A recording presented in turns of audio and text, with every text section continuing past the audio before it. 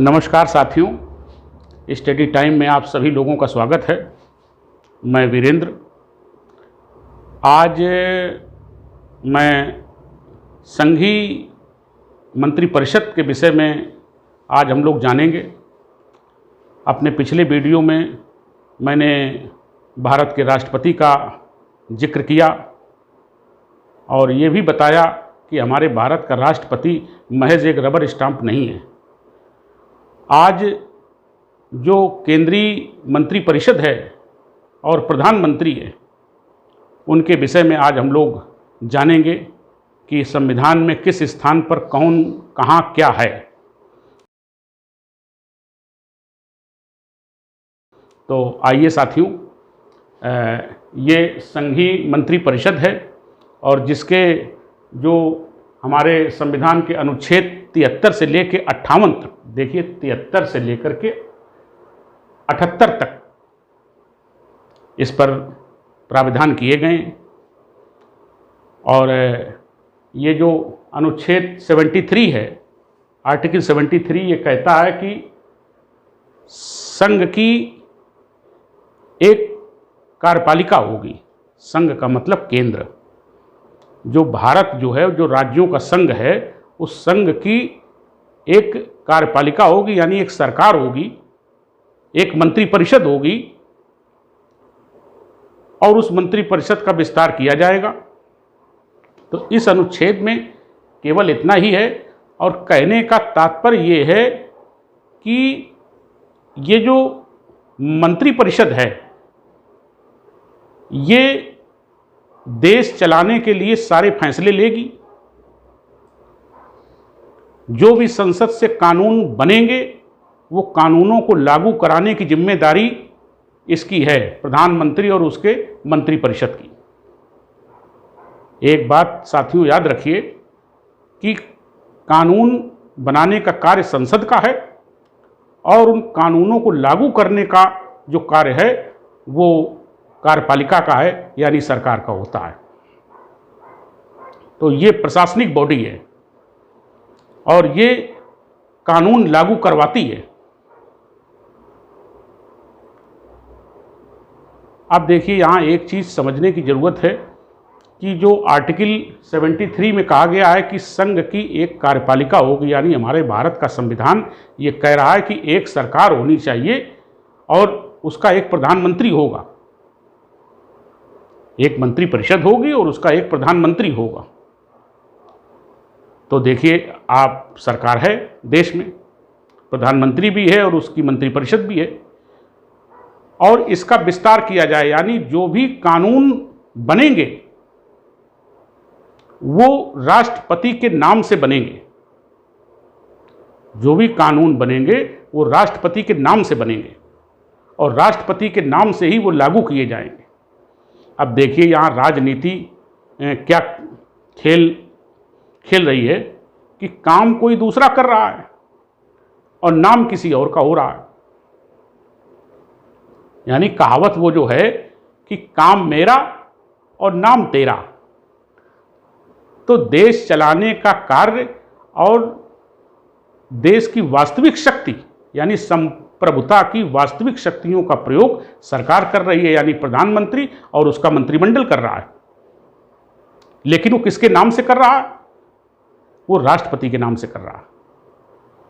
तो नाम राष्ट्रपति का होता है और काम कोई दूसरा करता है। ये राजनीति का खेल है। अब देखिए अगला,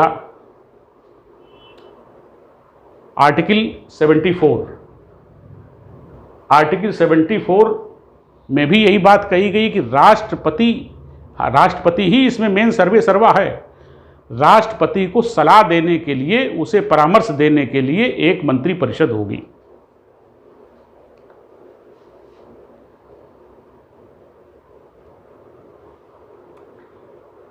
(75) में क्या है कि प्रधानमंत्री व अन्य मंत्रियों की नियुक्ति राष्ट्रपति करेगा। प्रधानमंत्री व अन्य मंत्रियों की नियुक्ति राष्ट्रपति करेगा। मैंने अपने पिछले बार भी लेक्चर में ये बताया था कि हमारे देश में प्रधानमंत्री का निर्वाचन नहीं होता है, राष्ट्रपति उसकी नियुक्ति करता है। प्रधानमंत्री नियुक्त होते हैं तो सबसे पहले बहुमत प्राप्त दल के नेता को राष्ट्रपति बुलाएगा और बुला करके प्रधानमंत्री के पद पर उसकी नियुक्ति करेगा। और जब उसकी नियुक्ति प्रधानमंत्री के पद पर हो जाएगी तो उसकी सलाह से, यानी प्रधानमंत्री जिसको बताएगा कि ये फला फला व्यक्ति को मंत्री आपको बनाना है, तो राष्ट्रपति उसको मंत्री पद की शपथ दिलाएगा और फिर राष्ट्रपति उसकी मंत्री पद के लिए नियुक्ति करता है। तो देखिए आर्टिकल 75 में राष्ट्रपति जो है प्रधानमंत्री की नियुक्ति करेगा और उसकी सलाह के अनुसार मंत्रिपरिषद की नियुक्ति करेगा। अब देखिए आर्टिकल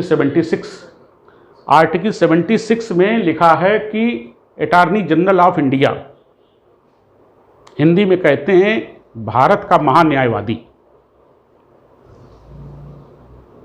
अब ये महान्यायवादी बीच में कहाँ से आ गया? तो हमारे भारत के संविधान निर्माताओं ने सरकार के ही संविधान के भाग में उसी के अनुच्छेदों के साथ ही 76 आर्टिकल का उसमें रखा है और उसमें अटॉर्नी जनरल ऑफ इंडिया का उसमें पद दिया हुआ है और हिंदी में कहते हैं भारत का महान्यायवादी। अब इसका फंक्शन क्या होता है? देखिए ये भारत सरकार का वकील है। वकील इसलिए क्योंकि भारत सरकार जो भी फैसले लेगी, जो भी कानून बनेंगे संसद से, उनको लागू कराएगी।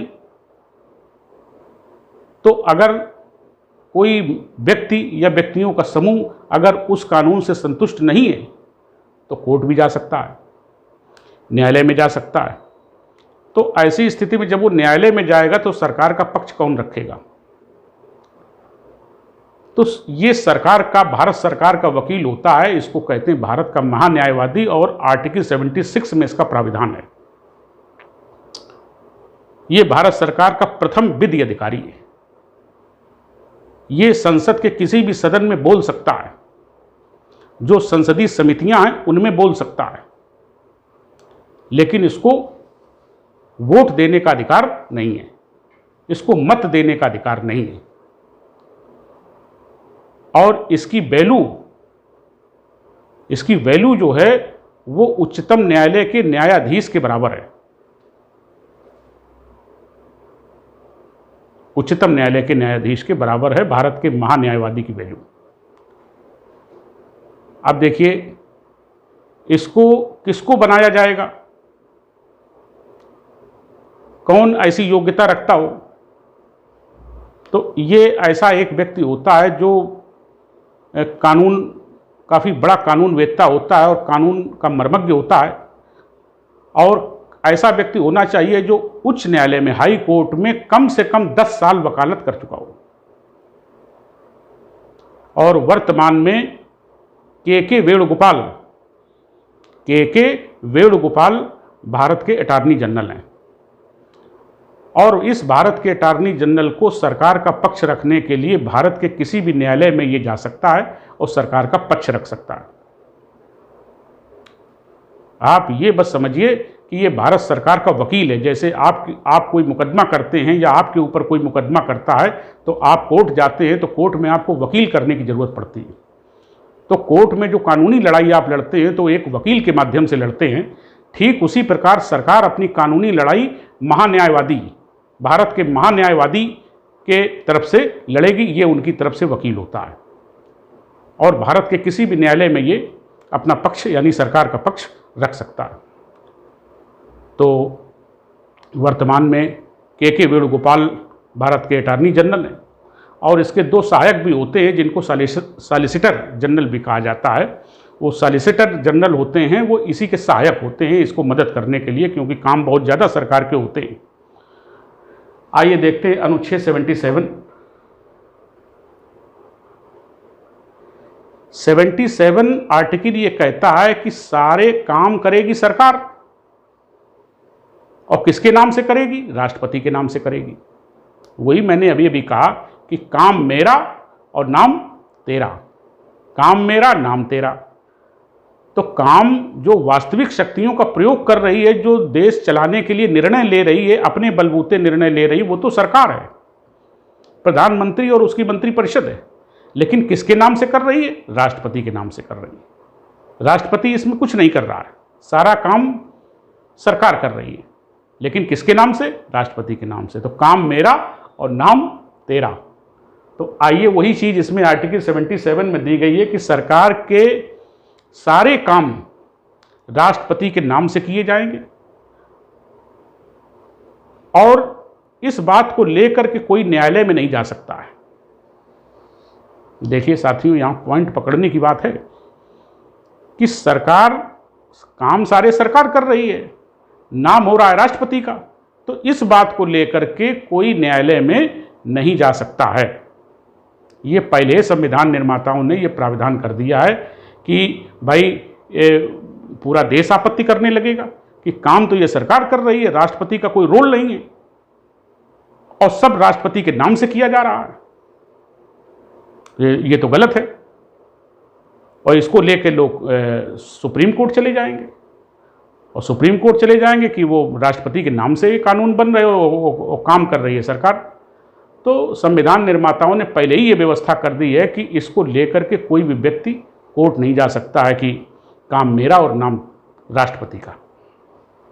आइए जो आर्टिकल 78 में चलते हैं। आर्टिकल 78 हमारा कहता है कि प्रधानमंत्री का ये दायित्व होगा कि वो राष्ट्रपति को अपने सभी कृत्यों की जानकारी दे, जो भी फैसले ले रहा है उसका मंत्रिमंडल और वो जो भी निर्णय ले रहे हैं देश संबंधी, वो सारी जानकारी राष्ट्रपति को देने का कर्तव्य इसमें बताया गया है आर्टिकल 78 के तहत।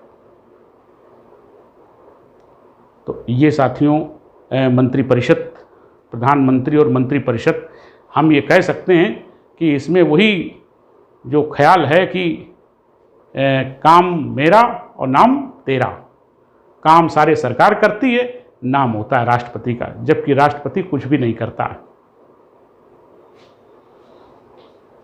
आइए अब हम आपको थोड़ा सा बताते हैं कि जो भारत सरकार है और राष्ट्रपति और सरकार के बीच में परस्पर क्या संबंध होते हैं।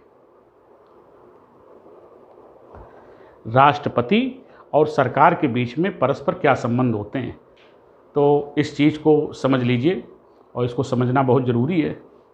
दरअसल हमारा जो राष्ट्रपति है वो मात्र एक संवैधानिक अध्यक्ष है और राष्ट्रपति सरकार की सलाह के अनुसार कार्य करता है, अपनी तरफ से कुछ नहीं करता है। राष्ट्रपति एक राजा है और आप जानते हैं कि राजा कुछ नहीं करता है, वो प्रधानमंत्री की नियुक्ति कर दी और मंत्रिपरिषद की नियुक्ति कर दी। जो शासन की वास्तविक शक्तियों का प्रयोग करते हैं वो प्रधानमंत्री करता है और उसका मंत्रिपरिषद करती है। और जो हमारा राष्ट्रपति है वो नाम मात्र का राष्ट्रपति होता है, एक संवैधानिक अध्यक्ष मात्र होता है, एक शिष्टाचार, देश का सबसे बड़ा पद होता है शिष्टाचार में, शिष्टाचार युक्त। तो सरकार कोई भी सलाह देती है तो उस सलाह को राष्ट्रपति मानता ही मानता है, उसे मानना ही पड़ेगा। और 44वें संविधान संशोधन द्वारा ये राष्ट्रपति को शक्ति दी गई कि अगर सरकार के किसी विधेयक से अगर वो संतुष्ट नहीं है तो राष्ट्रपति उसको पुनर्विचार के लिए सदन में भेज सकता है। तो हम इससे कह सकते हैं कि राष्ट्रपति संवैधानिक अध्यक्ष है, लेकिन फिर भी उसको शक्तियाँ दी गई हैं और ब्रिटेन के सम्राट से तो कहीं ज़्यादा ही शक्तियाँ हैं। तो किसी विधेयक को राष्ट्रपति अगर उससे संतुष्ट नहीं है तो वो पुनर्विचार के लिए सदन में भेज सकता है। लेकिन यदि सरकार और सदन टस से मस नहीं होता है और विधेयक को जस का तस फिर वापस भेज देता है राष्ट्रपति के पास, तो राष्ट्रपति को उस पर हस्ताक्षर करने ही पड़ेंगे। तो वही चीज़ है इसमें कि जो मैंने अभी बताई आपको कि काम मेरा यानी काम सरकार का, वास्तविक शक्ति सरकार के हाथों में है और नाम होता है राष्ट्रपति, क्योंकि जितने भी कानून बनते हैं वो राष्ट्रपति के नाम से बनते हैं। तो इसमें प्रधानमंत्री का ये दायित्व है कि वो अपने सारे निर्णयों की और शासन की सारी जानकारी राष्ट्रपति को दे। तो राष्ट्रपति को इसलिए देना जरूरी है क्योंकि बिना हस्ताक्षर के संसद द्वारा बनाया गया कोई भी विधेयक वो राष्ट्रपति के बिना हस्ताक्षर के कानून नहीं बन सकता है। तो इसीलिए राष्ट्रपति जो है वो संसद का अंग है, क्योंकि बिना उसके संसद का क्या काम है? संसद का काम है कानूनों का निर्माण करना। और सरकार का क्या काम है? उन कानूनों को लागू करना। लेकिन वो कानून तभी बनेंगे जब राष्ट्रपति उस पर अपने हस्ताक्षर करेगा। उसको हस्ताक्षर करने का मतलब उसको स्वीकृति प्रदान करेगा, और फिर उन कानूनों को लागू कराने की जिम्मेदारी सरकार की होती है। ये संबंध है सरकार और राष्ट्रपति के बीच में।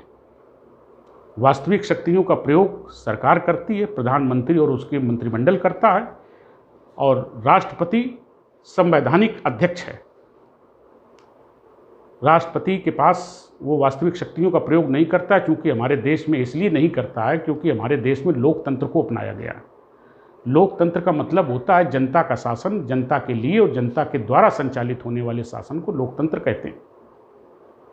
तो जो जनता की तरफ से चुने हुए प्रतिनिधि हैं, शासन वही करेंगे। तो वास्तविक शक्तियों का प्रयोग जो जनप्रतिनिधि चुन करके आए हैं, जिनको राष्ट्रपति ने प्रधानमंत्री और मंत्री बनाया है, शासन की शक्तियों का प्रयोग वही करेंगे। लेकिन वो राष्ट्रपति को इसकी जानकारी देंगे। राष्ट्रपति प्रधानमंत्री की नियुक्ति करेगा, मंत्रियों की नियुक्ति करेगा और जानकारी लेने का अधिकार रखता है। और अगर किसी विधेयक से सहमत नहीं है तो उसे पुनर्विचार के लिए सदन में वापस भेज सकता है।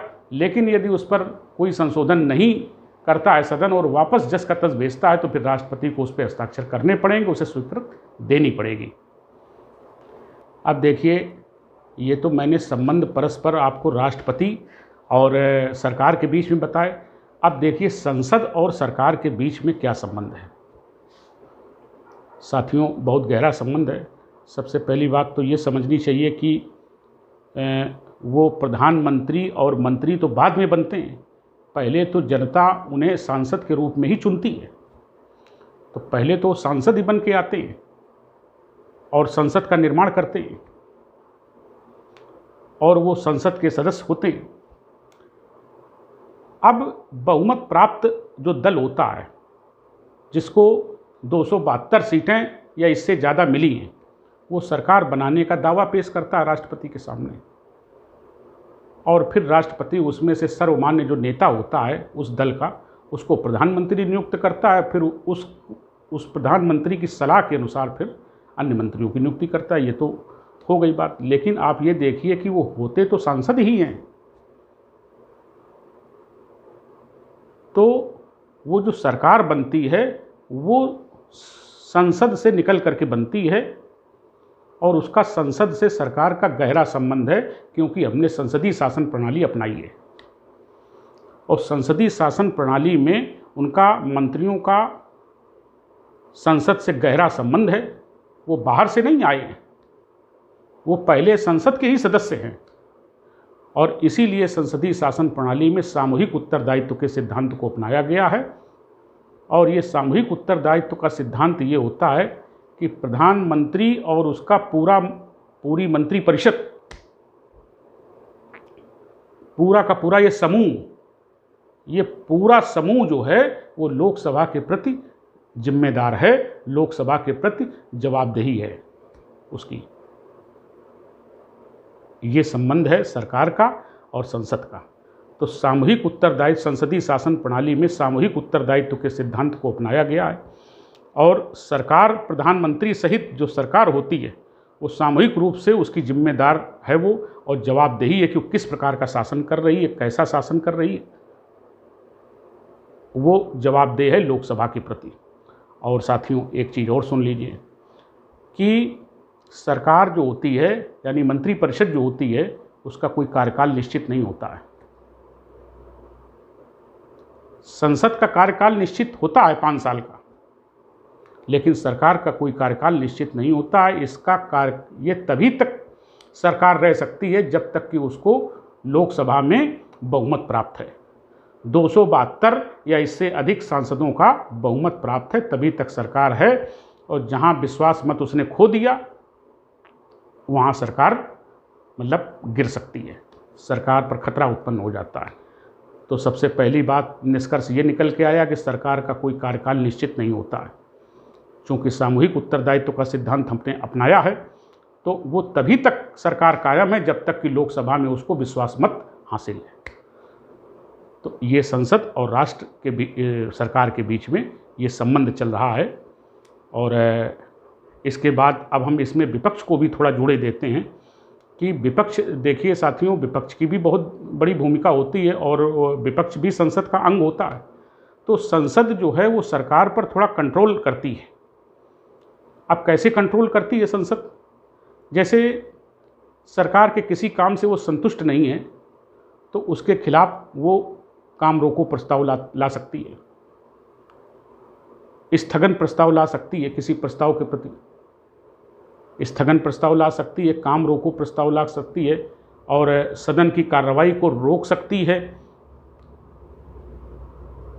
संसद। और क्या क्या कर सकती है? संसद अविश्वास प्रस्ताव ला सकती है सरकार के खिलाफ। और अगर अविश्वास प्रस्ताव सरकार के खिलाफ लाती है तो ये भय पैदा हो जाता है कि क्या सरकार अल्पमत में है, क्या सरकार गिर जाएगी। फिर उसकी वोटिंग होती है, फिर उसमें चुनाव होता है और यदि सरकार को 272 का आंकड़ा उसने नहीं छुआ तो सरकार गिर जाती है। और गिर जाती है तो फिर उसमें लोकसभा भंग होने का भी खतरा पैदा हो जाता है। और वो तो राष्ट्रपति प्रधानमंत्री की सलाह अनुसार करते हैं। लेकिन यहाँ ये भी प्रश्न होता है कि अगर सरकार गिरी गई है, अल्पमत में आकर के सरकार गिर गई है, तो क्या प्रधानमंत्री राष्ट्रपति को सलाह देने का अधिकारी है? क्या राष्ट्रपति उनकी सलाह मानेंगे जो प्रधानमंत्री ही नहीं है, सरकार गिर गई? तो यहाँ राष्ट्रपति को अपने विवेक से काम लेना पड़ता है। तो ये संसद इस प्रकार से मतलब सरकार पे कंट्रोल कर सकती और प्रश्न पूछ करके कंट्रोल कर सकती है, प्रश्न पूछ करके भी कंट्रोल कर सकती है।